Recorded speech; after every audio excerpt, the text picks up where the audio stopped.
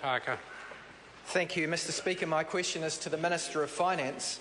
Does he agree with the reported statement last Friday from the Prime Minister, who would not rule out an increase in GST? Honourable Bill English. Mr. Speaker, I agree with the Prime Minister's comment on radio last week, where he said our general view is GST at this current level is about the right setting. I also agree with the Prime Minister's comment that the government hasn't decided whether to undertake a tax reduction program, let alone the design of it. However, he's also made clear if the question of whether GST would rise as part of any tax program, then the answer is no. Supplementary question, Honourable David Parker.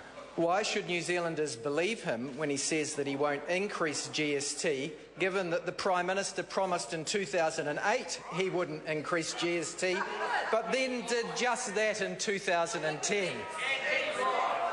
Honourable Bill English. Well, Mr. Speaker, the member misrepresents the comments in 2008, and the tax package, including an increase in GST, was put to the test in the 2011 election, and as I recall it, the government of the time won that election.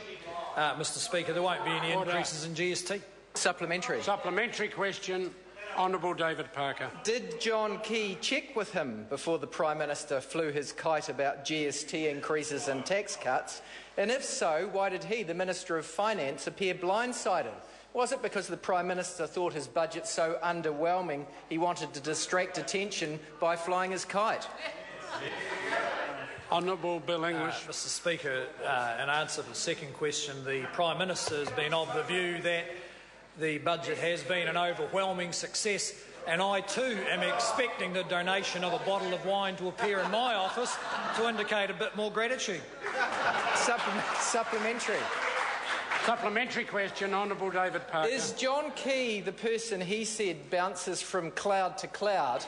And if so, is it time to remind him that 40% of his 2010 income tax cuts went to the top 10% of income earners, which everyone paid for through an increase in GST?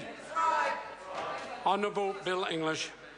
Mr. Speaker, any comment I've made about the Prime Minister is much more flattering and supportive than almost anything the Labor caucus is saying about their leader, and I'm sure that pattern will persist through to the election. And secondly, the member is simply wrong about the 2010 tax cuts. Analysis produced at the time showed they were distributionally neutral.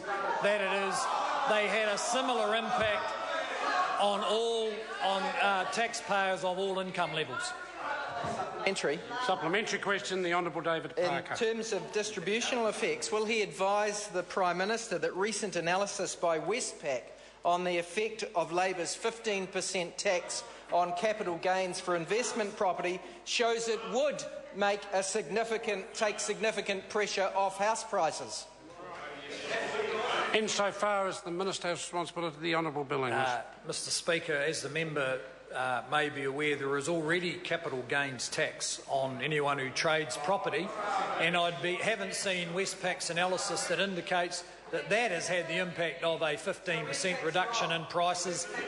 And in Australia, they have capital gains tax on all commercial and investment property, and they have house prices rising almost as fast, if not faster, than New Zealand.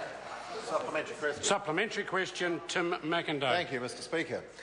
How is the National-led government's 2010 tax package, which reduced taxes on income and savings and increased GST, helping families on low and middle incomes get ahead? Well, Mr. Speaker, Honourable Bill English. Low and middle income families are still enjoying the benefits of the reduction in tax rates which were brought in then. The tax changes meant that someone on the average annual wage, which was around $50,000 in 2010, was immediately $15 a week better off, and they still are. And a family with 2 children on the average household income of $76,000 was $25 a week better off. The tax system has become more progressive since 2010. Households earning less than $60,000 a year are generally expected to pay less in percentage terms towards net tax, in 2013-14 than they were paying 5 years ago. The income tax changes and combined with the growth of the economy means that higher income New Zealanders are paying a greater share of the income tax burden.